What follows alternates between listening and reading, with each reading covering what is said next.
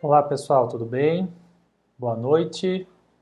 Aqui é o professor Diego Nunes. Continuamos com as nossas aulas à distância em virtude do coronavírus, que teve as aulas suspensas na UFSC. Como a gente já tinha conversado, essa semana eu ia fazer alguns vídeos para introduzir a matéria, então fiz um ontem apresentando um pouco como as coisas funcionariam, tá? E hoje vou fazer um vídeo com relação ao conteúdo dos textos da semana. Esse vídeo vai ficar disponível na página do Facebook e depois vocês também terão um vídeo com os slides e a minha voz também salvos no Moodle. Assim vocês acompanham ambas as modalidades. Bem, os textos para a aula dessa semana selecionados foram textos considerados introdutórios para justamente trazer algumas ideias gerais acerca sobre o que é a história do direito. Ou seja, o que nós queremos discutir aqui é como que nós vamos abordar a disciplina, ou seja, de que modo, por exemplo, que nós vamos ler os textos que virão pela frente. Ou, melhor ainda, pensando de que modo, de quais as características nós vamos utilizar para pensar a história, para pensar a linha do tempo. Se a gente lembrar do nosso curso, nós temos ele dividido em 3 partes. A primeira parte pretende fazer o tracejado da linha da história ocidental através do direito. Então, para que isso funcione, a gente precisa ter algumas ideias em comum. A primeira delas é tentar perceber qual é a visão tradicional que o mundo tem dos juristas. E até talvez, mais especificamente, qual é a própria visão que os próprios juristas têm de si. E daí nós vamos começar a entender de que modo essa história pode ser contada. Ou seja, porque muitas das vezes serão os próprios juristas a contar essa história. Então, para nós é interessante termos um pouco essa percepção. No Moodle, depois vocês vão receber os slides via vídeo com a minha voz, e vocês vão ver que eu começo ele com uma ilustração. Uma ilustração de um artista chamado Giuseppe Arcimboldo, tá? Que faz um quadro chamado O Jurista, ou O Advogado, a depender da tradução. Tá? E o que esse quadro tem de interessante? Esse quadro tem de interessante porque ele faz parte de uma outra série de profissões que esse mesmo Arcimboldo traz. Depois vocês vão poder pesquisar no Google, ele tem 2 que são muito famosos. Um que é um médico e outro que é um bibliotecário. E vocês vão ver, depois olhando, comparando com o quadro do jurista, que é um quadro muito diferente desses outros 2 da série das profissões. Por quê? Porque enquanto o médico e o bibliotecário são vistos de modo luminoso, virtuoso, o jurista nem tanto. O jurista que nós veremos, tá, já estragando um pouco a surpresa, é um jurista cuja face é constituída a partir de pedaços de animais, ou seja, uma composição. O rosto é construído com o marrano no nariz, a face é como se fosse um frango assado, o cavanhaque com a boca é um peixe. Tá? Ou seja, são animais, tá, mortos e com uma coloração não muito bonita. Não sei se poderíamos chegar a dizer que é podre, mas de algum modo não é uma face simpática como vocês poderão ver. E o corpo é feito de livros e de papéis, que são os papéis do processo. Tá? Inclusive alguns tentam adivinhar quem seria esse jurista retratado por Arcimboldo. Alguns nomes são colocados, inclusive o próprio Calvino, tá, que além de jurista, teólogo bastante famoso, uma das correntes principais do protestantismo, e que também tinha formação jurídica. Então, a primeira questão que nós podemos trazer é essa, justamente pensar que os juristas, em geral, não são bem vistos na sociedade. Então, as várias metáforas que ainda hoje nós falamos, do juiz ladrão e das piadas decorrentes disso, de cabeça de juiz e fralda de criança não sabemos o que vai sair, ou coisas do gênero. Ou do advogado que é espertalhão e busca ganhar vantagem, dinheiro sobre os seus clientes, que eventualmente você deve estar atento, senão ele furta. As várias caricaturas de juristas gordos, porque o gordo na pintura dessa época significava o corrupto, aquele que se aproveita, aquele que é guloso, aquele que quer mais do que precisa. Então esse é um detalhe importante. O jurista, em geral, não é visto como uma figura positiva. Se nós pensarmos, inclusive, nas metáforas que nós temos ao longo do tempo. Se nós pensarmos hoje, no Brasil, nós temos vários juízes do Supremo Tribunal Federal, que talvez representem um pouco isso, né? Quando nós falamos o nome de determinados juízes do Supremo Tribunal Federal, vêm algumas imagens nesse sentido. Hoje no Brasil, até estranhamente, nós temos um pouco o mito do juiz herói também. O que de qualquer maneira é interessante, porque sendo ele vilão ou herói, ele é algo diferente daquilo que ele representa na verdade, ou seja, que o jurista é humano, como aqueles os quais os procuram para resolver seus problemas. Então, esse é um primeiro dado interessante para nós termos a consciência de que tipo de imagem nós, e já falo nós porque agora vocês já estão na faculdade de Direito, mesmo que nesse primeiro momento à distância, mas a partir desse momento vocês passarão a ser percebidos desse modo. As pessoas também olharão para vocês como olham para os juristas em geral, e, portanto, acompanhadas de todas as desconfianças. Dito isso, isso nos serve especialmente para introduzir ao texto do professor Paulo Grossi, porque o professor Paulo Grossi, ao contrário, vai tentar demonstrar um papel positivo para o jurista, ou seja, tentar entender o jurista não com essa face negativa, mas a partir de uma perspectiva positiva. O professor Grossi pensa especialmente que o papel da história do direito nas faculdades de direito é alertar para essa condição, ou seja, perceber que o direito, mais do que uma simples técnica e que, portanto, pode ser um saber desconhecido das outras pessoas, fazendo com que o advogado, o juiz, se aproveite da condição mais humilde ou de ignorância dessas pessoas e tome vantagem, mas justamente perceber que uma disciplina como a História do Direito, a nossa, pode ajudar os juristas em formação, portanto vocês, a perceber o papel cultural que o direito também exerce nas sociedades. E é esse o objetivo do texto, o ponto e a linha, que espero vocês a essa altura já tenham lido. O que esse texto traz? Esse texto traz uma ideia bastante interessante. Ele vai tentar explicar que o papel do jurista é um papel cultural, como eu falei. Ou seja, que o historiador do direito, numa faculdade de direito, onde você tem pessoas mais técnicas assistindo a disciplinas como direito civil, direito penal e por aí vai, e você tem essa figura que não é exclusivamente o historiador do direito, vocês terão outras ao longo do curso, a sociologia do direito, a filosofia do direito. Essas disciplinas teriam um papel cultural. A história, especificamente, vai tentar mostrar que ao longo do tempo, o papel do direito é um papel civilizatório, ou seja, que a construção das formas jurídicas, que o aprimoramento da técnica jurídica ao longo do tempo tem como objetivo auxiliar com que o mundo seja um lugar melhor do que ele era. Claro, como a gente já conversou na primeira aula, nós não temos uma visão evolucionista em que isso é uma certeza, mas o jurista, a partir do seu saber específico, busca construir isso. Então esse é o primeiro dado que nós precisamos perceber nisso. E por isso que a presença da disciplina História do Direito nas faculdades de Direito, ela é uma necessidade cultural, ou seja, para que nós, desde o início do curso, já consigamos nos dar conta dessa necessidade de entender o direito enquanto parte da sociedade, enquanto elemento da cultura, e não como um saber que está afastado disso. E isso é um risco muito grande.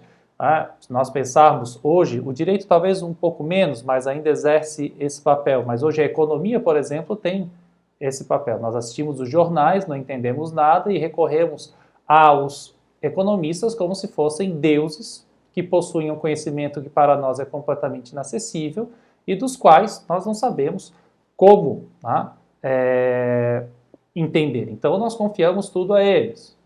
Tanto que tinha a expressão famosa do presidente da República durante a campanha com relação ao seu ministro da Fazenda. Ou seja, que ele tudo saberia, bastaria perguntar a ele.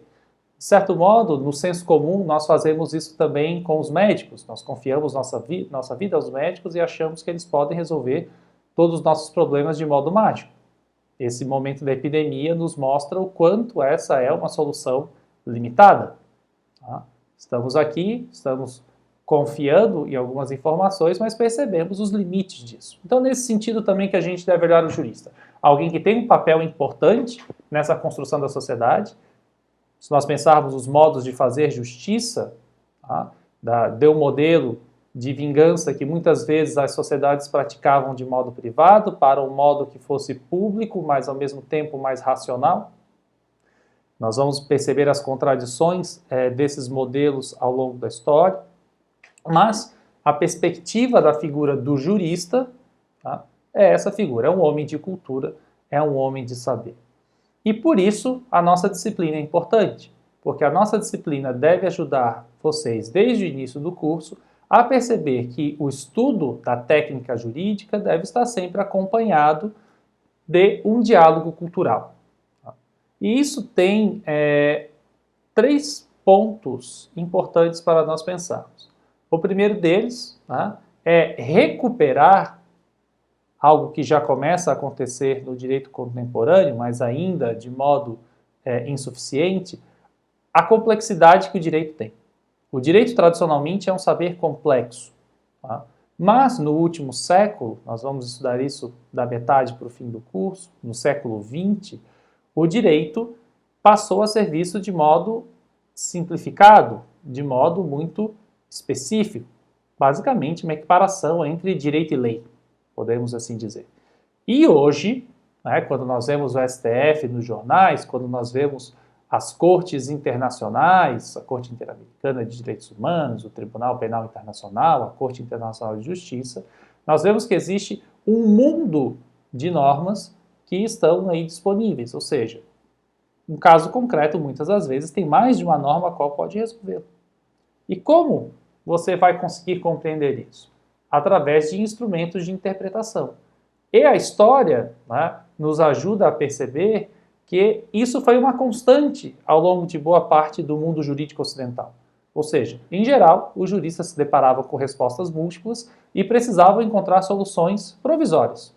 Soluções que, àquele momento, seriam a mais acertada, mas com a clareza de que ela não seria uma última resposta ao problema, que é uma resposta muito mais baseada na força que aquela argumentação tem em determinado momento, em determinada circunstância, do que propriamente pelo fato de aquilo se basear em uma afirmação essencialmente verdadeira. Então esse é um ponto importante. O segundo ponto, tá, entre esse diálogo do historiador e o jurista do direito positivo é o auxílio à criação de um distanciamento crítico com relação àquilo que é ensinado. Ou seja, quando vocês forem aprender direito civil, direito penal, direito constitucional, direito administrativo, em geral, os professores apresentarão o Código Civil, o Código Penal, a Constituição Federal como leis, Constituição, que são perfeitas, que são o produto melhor e mais acabado da cultura jurídica brasileira acerca daquele tema. E, muitas das vezes, mitificando esses documentos. A Constituição de 88 foi quem nos trouxe as liberdades. E a história do direito vai auxiliar a mostrar que essas afirmações são limitadas. Ou seja, em certa medida, claro, elas são a lei, o Código Civil é o Código Civil mais moderno que nós temos, então provavelmente ele é um pouco mais adaptado à nossa sociedade do que o Código Civil anterior, de 1916, mas isso não significa que ele não tenha limitações. Isso não significa que ele não mantenha tradições do Código Antigo. Isso não significa que as modificações que a Constituição de 1988 trouxeram, apesar de ser fruto de uma constituinte democrática após o fim da ditadura, na verdade não tem alguns elementos autoritários. Não teria. Então, é justamente nesse sentido de, como Walter Benjamin, um filósofo, diz, de escovar a história contra pelo. Ou seja, quando nós passamos a mão em um animal, no sentido certo, é liso. Quando passamos no sentido contrário, é crespo. O que isso quer dizer? Isso quer dizer que quando nós esfregamos a contrapelo, nós sentimos, tá, as diferenças, as nuances e conseguimos perceber, tá, detalhes que talvez antes, tá, não enxergássemos. Nesse caso aqui, brincando, talvez um piolho, um carrapato nos próprios pelos do animal. Ou seja, defeitos, problemas, tá, cicatrizes, que no nosso caso aqui, o direito também pode ter. E o terceiro ponto do diálogo entre o jurista e o historiador do direito positivo é o que dá título ao texto, ou seja, o que o professor Paulo Grossi queria dizer com o ponto e com a linha? Que o papel do historiador do direito, formado em direito, presente nas faculdades de direito, é auxiliar ao jurista do direito positivo a situar os pontos na linha, ou seja, de tentar perceber não exatamente a origem de determinada coisa, ou seja, qual a origem do crime de homicídio, ou qual a origem do caso fortuito da força maior, que tem sido tão falado agora em tempos de coronavírus, o pessoal que quer reaver dinheiro de passagem aérea, mas justamente tentar perceber que as teorias acerca do direito, as leis que governam o direito, elas não surgiram ontem, porque são um produto mais moderno, e não são uma continuidade eterna com o direito ancestral. Ou seja, que cada um desses institutos jurídicos específicos tem uma marca específica no tempo, é fruto de determinadas concepções teóricas, é fruto de determinado debate filosófico ou, por vezes, teológico, econômico que estava por detrás dele, e isso tem consequências para como nós podemos compreender esse direito. Então, é nesse sentido que o professor Paulo Grossi coloca a importância do historiador do direito para um curso de direito. Se nós pensarmos no caso brasileiro, isso também vale. História do direito é um conteúdo obrigatório, inclusive reiterado pela última reforma do MEC aos cursos do direito no final de 2018. Nosso próprio curso passa por um momento de reforma curricular e a história se manterá. Talvez com um papel um pouco diferente, mas ela necessariamente precisa se manter, como esses vários outros conhecimentos. E daí falo a partir da minha perspectiva.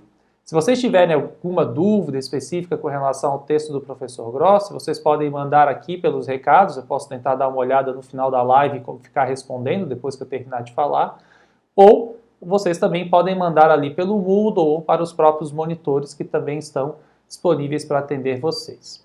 O segundo texto que ficou designado para essa semana é um texto do professor Bartolomé Clavero, tá, que vai tentar fazer uma relação muito breve acerca da relação entre direito e história, com um detalhe importante para nós, especialmente nesse momento que nós estamos com a ausência das aulas presenciais.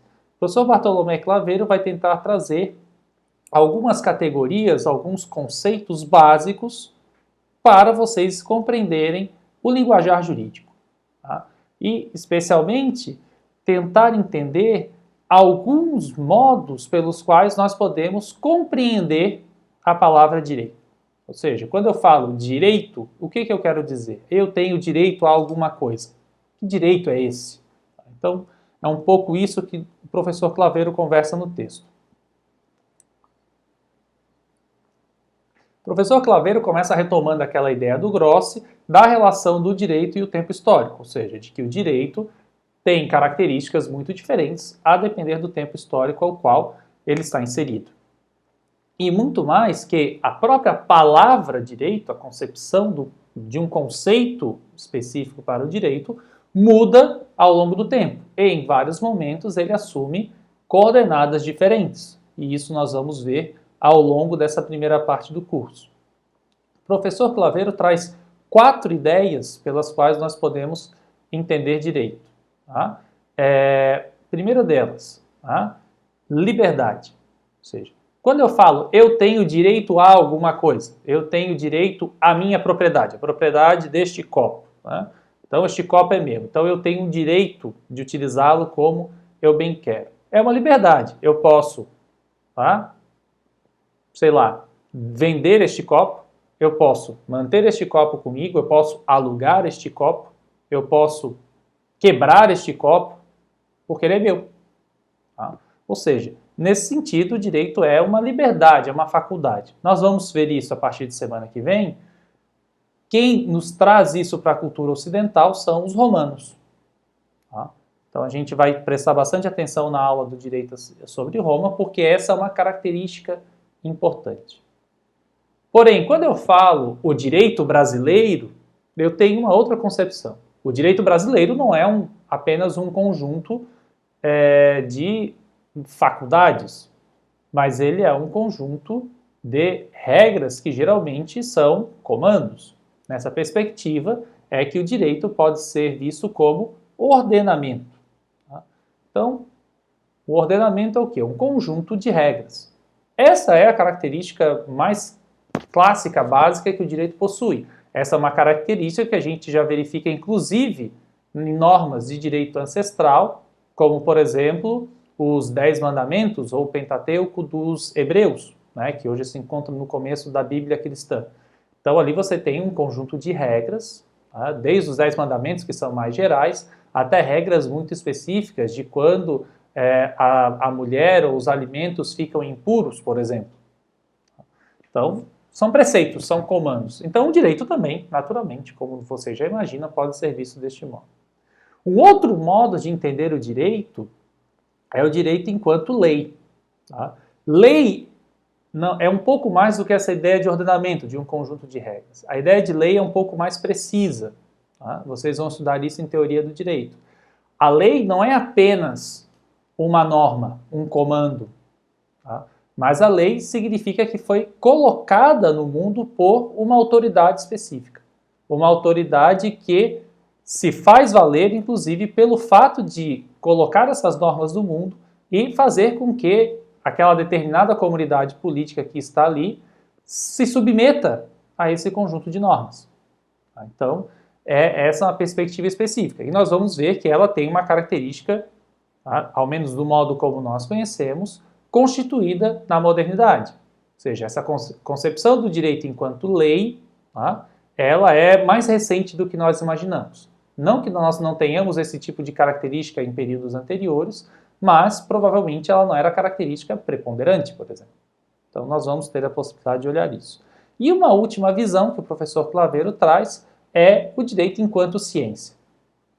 O direito enquanto um saber específico, ou seja, o direito para além da sua utilidade social, desse conjunto de regras, da percepção das liberdades das pessoas, para além dessa visão de poder que o Estado pode exercer sobre as pessoas, o direito pode ser visto como um saber, tal qual a matemática, por exemplo.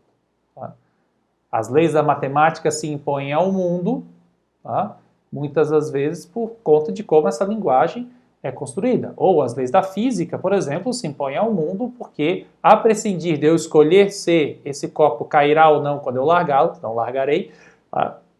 Ele vai cair, e vai cair a uma velocidade determinada, 9,8 metros por segundo, porque estamos na Terra.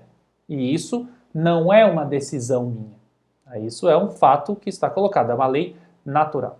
O direito também busca tentar construir quais são as suas leis que lhe dão coerência interna, leis nesse sentido mais amplo, né, de quais são os paradigmas que constituem o direito. E nós vamos perceber que o direito nem sempre foi visto como um saber. Ele passa ao longo da história, especialmente em um período específico, que é o medievo, a ser constituído claramente como um saber específico, com uma utilidade social específica. Inclusive, o estudo do direito que faz surgirem as universidades, por exemplo. Então, nós vamos ter essa possibilidade também de enxergar. Tá? Eu estou vendo que a Ana Paula está colocando algumas perguntas ali, nós vamos respondê-las no final, Ana Paula, tá bom? A gente retoma ali o texto do professor Gross e depois discute essas questões ali. Né? Isso é bem interessante. Outra questão, tá? O professor Claveiro traz uma distinção interessante, tá? Direito subjetivo, direito objetivo, direitos no plural, direito no singular. Elas atendem, tá, a preponderância daquelas visões que nós tínhamos colocado. Quando nós falamos dos direitos, e os direitos geralmente quais são? A vida, a liberdade, a igualdade, tá? Eles são liberdades que nós temos. Eu tenho direito à vida porque eu estou livre para viver como eu quiser, a liberdade de exercer os meus atos do modo como eu entendo, e a igualdade garante com que as pessoas possam igualmente gozar desses direitos. Tá? Então é isso que você fala com direito no plural. Isso é um direito subjetivo, é um direito que pertence a mim e de mim não pode ser tirado. Ele pertence à minha dimensão individual, mas que necessariamente é exercido coletivamente. E por isso nós temos o direito, no singular, o direito objetivo, que é esse conjunto de normas, né, que hoje, para nós, preponderantemente é o Estado brasileiro que coloca, mas também a ordem internacional, a comunidade internacional, que traz para nós que, se você obedece determinadas regras, você pode pertencer a uma comunidade política e que, portanto, você vai ter a melhor possibilidade de exercer esses direitos. Ou seja, são dimensões que se justapõem.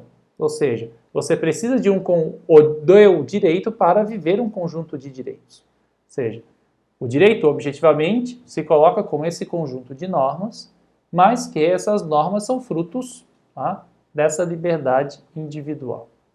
Então, por isso, é importante perceber que essas construções não são automáticas, essas construções não se dão, tá, apenas a partir de uma intuição, ou de um ato divino, ou de um ato político.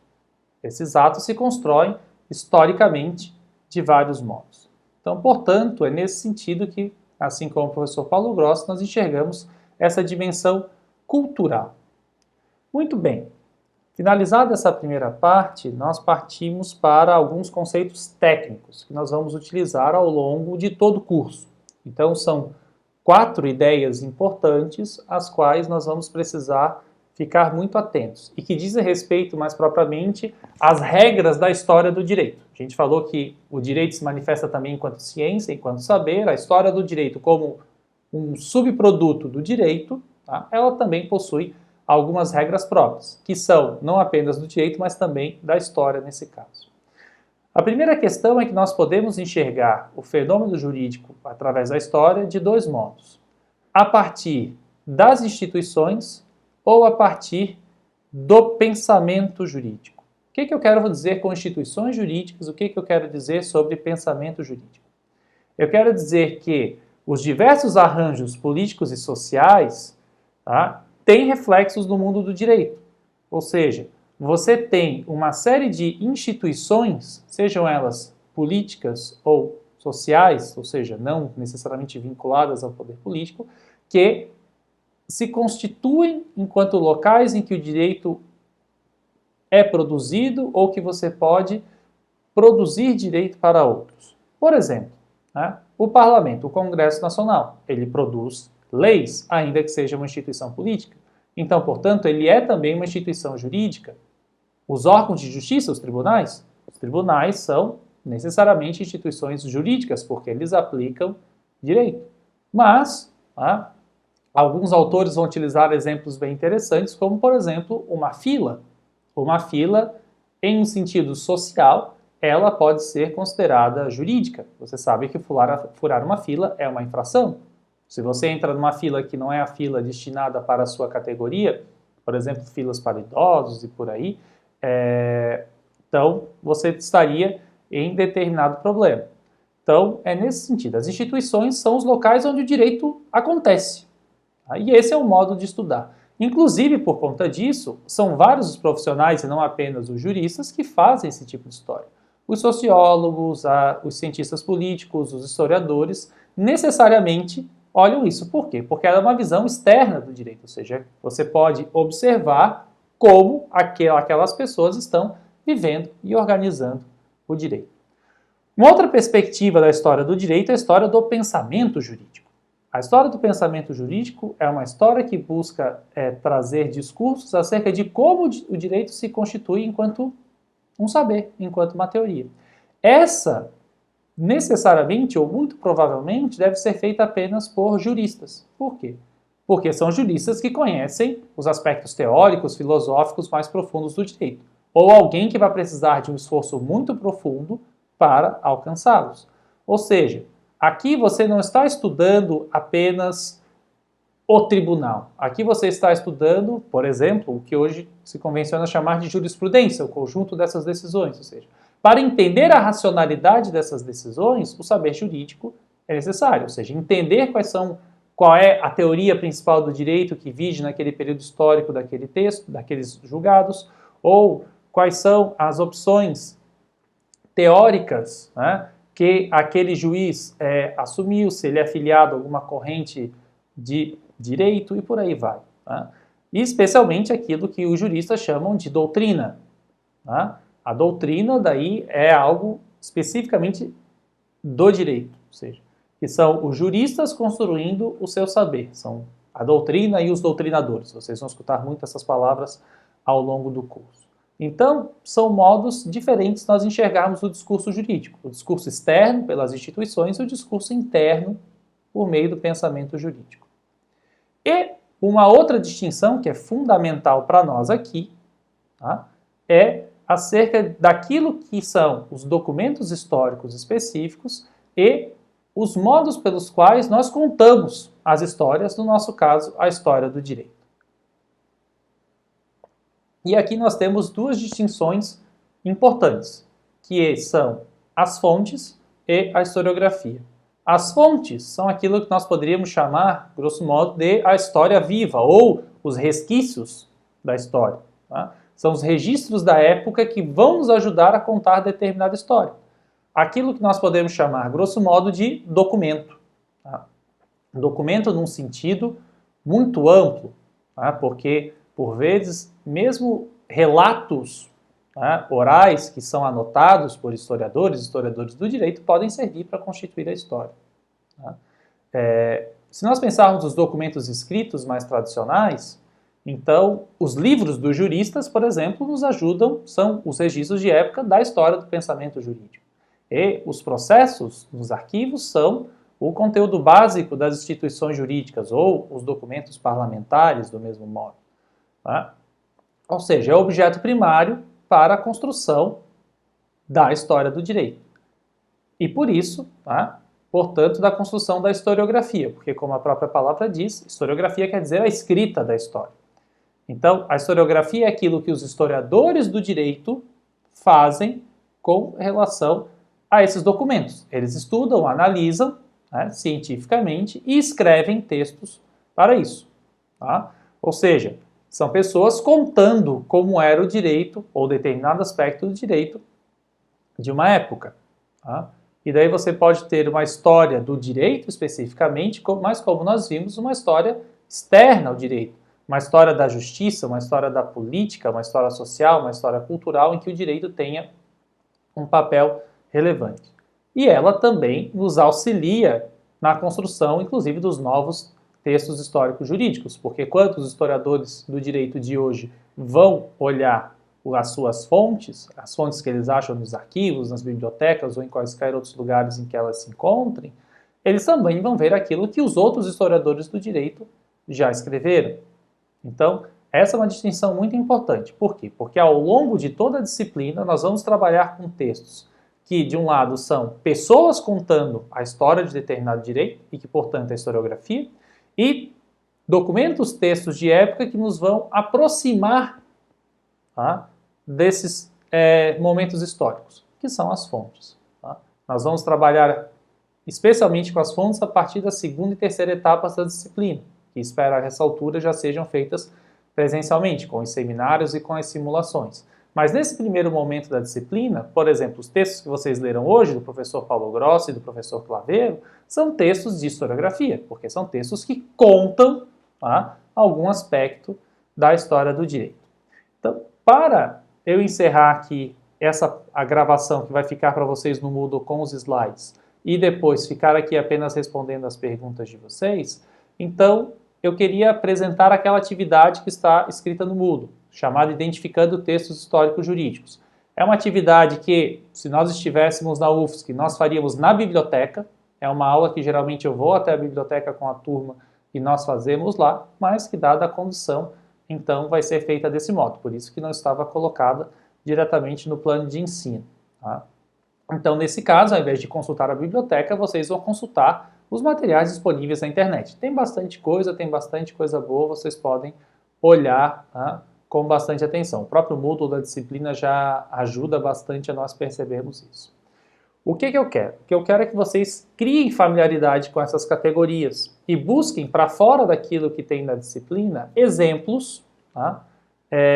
De como vocês podem enquadrar determinados textos enquanto historiografia e determinados textos enquanto fonte. Esses são os dois conceitos que eu quero que vocês tragam. Tá? Então, o que eu vou precisar? Eu vou precisar que vocês busquem livros, artigos, documentos na internet e que vocês coloquem, tá, eles ali no Moodle dizendo o seguinte: texto 1 é uma fonte e por quê? Texto 2 é uma fonte e por quê? Então, bastante simples. Começa com a referência bibliográfica completa do documento, do texto, para facilitar depois a minha procura na correção da atividade. Tá? E depois vocês vão explicar. Esse texto é uma fonte por conta disso. No segundo texto, esse texto é uma historiografia por conta disso. Vou dar alguns exemplos que eu acho que podem facilitar e vocês podem construir a partir disso. Que eu falei hoje aqui na live.